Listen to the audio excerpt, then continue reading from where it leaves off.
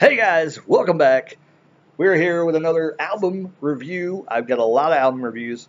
I'm super excited to do the album review I have for you today. Let me just pull it out of here. Figure out I got album reviews out the butt. Out the butt. Let me go ahead and get the two out I'm going to be doing today. I have some videos I have to record. These two are going to be today because they're fresh in my mind. Actually, I got three, but that one's not going to take very long. We won't say why. Anyways, first one we're going to be talking about is Marilyn Manson's album, Heaven Upside Down. So this is an album that came out this past year, 2017. And it came out to a lot of praise, and actually it kind of came in under my radar. I didn't really catch it. And let me tell you, first of all, I'm a huge Marilyn Manson fan. I am a huge advocate.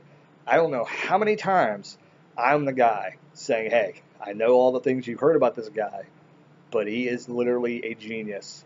And once again, he proves it again. Album is pretty decent. It's pretty good. It's one of his best ones since probably, and a lot of people, it's going to be different for a lot of people, but I think Eat Me, Drink Me was a really good album. I want to get the album because I haven't really heard it from front to start. But then the high end of low, I think that's what the name of the album was. Awesome album. I think that was the best album currently until this came out. And I still think that the high end, I think it's called the high end of low. High End of Low. I think that may be that name of the album. It had like Rustic Horses and stuff like that. That song, really, really good album. Oh my God. Like that album is amazing. Like even compared to Antichrist Superstar, it would probably be pretty rough to say Antichrist Superstar, but I would still say Antichrist Superstar. But let's talk about Heaven Upside Down. So 2017, it's about 10 songs on the album, 47 minutes long. This is the 10th album from Marilyn Manson. 10th album. So this is pretty good. This is pretty crazy. And track number 1, I'm going to jump right into it. Revelation number 12. Wow. This is a good start to the record. And it kind of leaves you kind of with a good taste in your mouth at the beginning. But then once you hear the second song, you're like, but this isn't going to be this kind of an album. And some people kind of led to believe this is exactly like Antichrist Superstar. No. He's not ever going to go back to that. I don't think he's ever going to go back to that. Can he still do the songs from that era? Yes. But I haven't been to his shows lately, but I'm assuming that he probably doesn't do every single hit and a lot of the songs off of Antichrist Superstar. He probably does the more popular ones like Beautiful People and, Anthem of the Decaying. I don't remember. Tourniquet, he probably does that. He probably does the ones that are super hits, but he doesn't do some of the ones that people really, really enjoy. Probably, I don't know. This, like, he probably doesn't do them. He probably does the ones that are easier on his voice to do nowadays. I don't know. I'm just assuming. But yeah, Revelation number 12 is a pretty good song. In Your Face, first track. A lot of screaming. Getting you ready. Very, very, very cool. It wasn't a favorite track of mine on this album, but it was average. It was there. It wasn't bad. It wasn't good. It was just a good track. It's a little bit above average to me, but I had to put average on there just to know that it wasn't one of my favorite songs. But I do remember it was really a good song. Track number 2, oh my God. This song I love. And I say this because later on, there's another one, and I'm trying to remember which one it was. I want to say it's number 7. Hold on. I think it's number 7. I don't think it's number 5. Yeah, okay. Yeah, so number 2 is Tattooed in Reverse. Really good song. I think it's the best song on this album. To be completely honest, it's the best song on this album. Kind of talks hip-hoppy like, not in the ways you would think, but Manson style talking, and kind of electronic vibe behind it. Cool vibe to the whole entire song though. Once you hear the music and he starts singing, you're like, oh man, because you know it's good. It's good. As soon as he starts talking, he does that fast talking kind of thing, hip hop, what I call it, kind of talking, and you get it. You're like, oh my god, this is good. The lyrics are great. There's a couple lyrics you catch, and you're like, what? Uh, really, really cool. Yeah, what was? Hold on. Yeah, no, I don't remember. I was trying to remember what that one song, but I'm pretty sure it's number 7. That's really, really good. Um, but number 3, yeah, Time Tuned in Reverse, definitely one of my favorite songs on the album. I might want to pick this album up. That's how good it is, and kind of get to know the other songs that I say are not that good. But anyway, number 3, We Know Where You Effing Live, but that's the name of the song title, the actual word. Um, cool song, but in my opinion, it's an average song to me. It's not, and see, I have high hopes for Manson because I listened to him. I've heard every album for the most part. The only album I had a hard time listening to was Born Villain, which is the last album before this. I did not think it was good at all. I did not like, I don't think, any song off that album. Um, I think it was Born Villain was the last one. If it wasn't, then whatever that one was before this, it wasn't that good. I didn't really enjoy hardly any of it. But I'll probably review it in the future. I know this is the first Manson album I reviewed, and it's his newest one. Anyways, um, but this is kind of a skippable song, talking over kind of simple hard rock, and then at the end, he kind of rages and yells, and it kind of saves it a little bit, but still, it's just something is missing from the song. I don't know what it was. He has a lot of songs like that are really cool. His voice is cool. I like the way he sings. I just like his voice in general, but something was just missing. I'm not sure. This is weird. Okay, I don't know what he's going for in the song, and maybe I just need to give it more time and listen to it more. But I didn't even realize what the title. It says Say, SAY, and then the number 10. I didn't know. I didn't realize. Say 10. Some anagram, something, initials, Satan. What?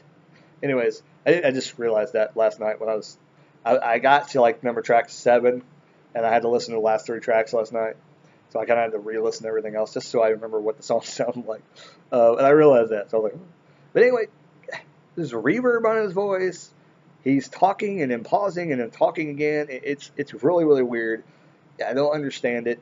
It's a song. He sings, but I say talking because it sounds like when he sings, he kind of talks somewhat. Sometimes he sings, but sometimes, a lot of times, he's talking kind of creepily. That's just the way Manson sings. But he's just pausing, saying stuff, pausing, saying stuff, pausing. Kind of abstract in a way. So I'm not a huge fan of the song. It's got to be the weirdest song probably on the album. So, yeah. Number 5, Kill For Me. Kill, letter 4, me.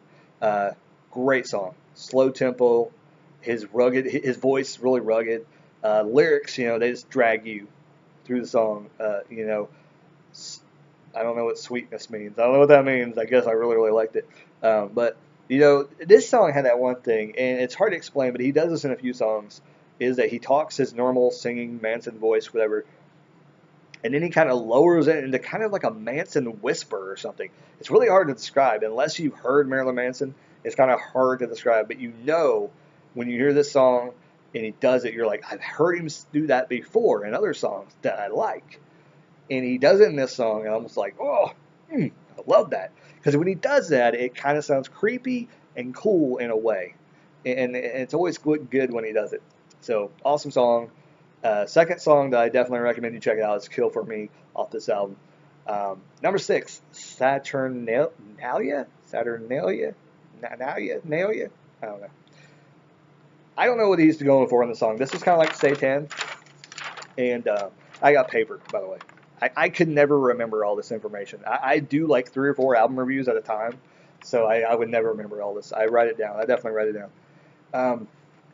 Actual paper. Remember that, folks? Anyways, Saturnalia. I think this is more like an artsy Marilyn Manson, kind of modern era Manson. This is kind of what his stuff he's bringing back, trying to bring to music, and I'm not a huge fan of it. It was a long song. I think it was like 7 minutes long or 8 minutes long, and it just a lot of talking and then pausing and letting the music kind of roll and talking again. And this, like I said, this is the second song he's had where he's did stuff like that. The first one was Satan. Not a huge fan of it. Second song, I'm kind of just like, yeah, that's good, but I don't like that stuff. Anyways, maybe it's more, like I said, more time. Listen to it, maybe I'll like it. And this album could grow on me. But so far, it's a pretty decent album. Number 7, Jesus Crisis. Wow, this song. At first, you hear it and you're like, oh, it's going to be a basic Manson song, like that. Lately his kind of songs that from Mob Scene and all that, which I love Mob Scene. A lot of stuff off the album, but those kind of songs have kind of been the basic, kind of forte for Manson for the past few years. And when it first goes, you're like, oh, great, here's another one of those. And then it kind of hits the stride. And, almost lost me. But the lyrics, they make no sense. They're kind of abstract again, but it's so cool. And that doesn't make any sense whatsoever. But you got to hear it to believe it, in that he kind of speaks a lot of nonsense in the song. But the way it is, it's so cool. And the way he puts it together into a song, it's really good. And he has done that in the past with other songs where it kind of makes no sense to me. I can't give you an example, but this is one of them where some of the words don't really make sense to me, and maybe I just don't understand the meaning, and maybe there's a meaning that's pretty plain in front of your face. But to me, he kind of talks a lot of nonsense, but it's super, super cool. So yeah, I love it. It's one of my tracks. Jesus Christ is awesome song. Number 8, Blood Honey, another song that I really, really enjoy. Pretty good song. And this song was really kind of a slower song, but it kind of mind numbs you. And what I mean that is that when you're chilling to it and you start to hear those vocals and the lyrics go, you're like, oh yeah, that's really good. And you keep on listening, and it kind of drags you slowly. And his voice is just kind of mesmerizing you, like throughout the entire song, until you listen to the entire song, you didn't even realize it. That's what I call like mind numbing, because I think that's what that does to you. Number 9, the title track, Heaven Upside Down. I wish I could say this was a great song, but it's just a good song. Like I said, something about Manson's forte. This was kind of it. It was a good song. It was a decent song. It's nothing to say, God, I wish he wouldn't have made that song.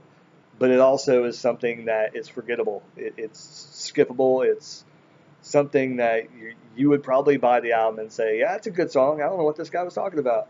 But then, like 5 years later, when he had put on a couple more albums, you're not even going to remember that title track. The only way you're going to remember that song is that there's a song on that album of the same name, and that it was a good song. That's all you're going to know. You're not going to remember what it sounds like. You're not going to remember any of that. This is one of those songs. Sorry.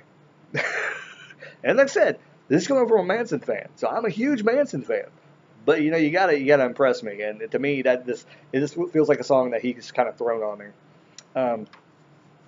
And then here's a song that I fight with myself whether I don't know if it's one that I would say, okay, this song is really, really awesome, because I think it was almost there, but something was off, and I don't know what it was, but it was almost there. But something seemed just a little bit off for me. It's a really good song. Threats of Romance, number 10. It was a really, really good song. But something was there. He did a lot of yelling at the end. He really got you into it at the end of the song. But something there, before it got to that, I think it just kind of lost you. And I think most people will probably skip it if they're not a huge Manson fan. Because they're going to be like, And the thing with non-Manson fans and people just listening to an album to check out an album might pass over or skip over once they get to a certain point in the song. That's why and that's how I review these albums. So anytime I say that, oh, it's an average song, blah, blah, there's a chance somebody might get to not even half that song and skip to the next track. It's just how people listen to the album. And see, people that do that, you won't get to hear all the songs fully. So if you don't do something at the beginning or the middle or some way to drag them around that song and let them hear the entire thing, you're not going to know. But there you go. Marilyn Manson's Heaven Upside Down. came out in 2017, this past year. 10 songs, 10th album. Pretty decent release from Marilyn Manson. I'm super happy with it. Listening to it on Spotify, it is available on Spotify. So if you want to check it out, go over there, check it out, download it. It's free to listen to. I don't know what else you want from that. I'm sure Manson gets a little bit small, minuscule cut of it listening on Spotify, but it is what it is. You can listen to it, support him, buy his album if you really, really like it. Listen to it on Spotify, and you can buy it if you really, really enjoy it. But as for that, I don't really have anything else to talk about. Leave a comment down below. What is your favorite Manson album? You don't say the Antichrist Superstar, and don't say any of the older ones. Any album past Mechanical Animals do you like? I know a lot of people don't like Mechanical Animals. I thought it was an okay album. It wasn't too bad. It's not his best album by far, but, what's your favorite post-Mechanical Albums album? I think Eat Me Dreaming is pretty good. High and the Low is a really good. I still think High and the Low is really high up on the spectrum of best Manson album he's ever put out. Like from top to bottom. If you haven't heard that album, do yourself a favor and check it out. But if you don't like the post-Mechanical Animals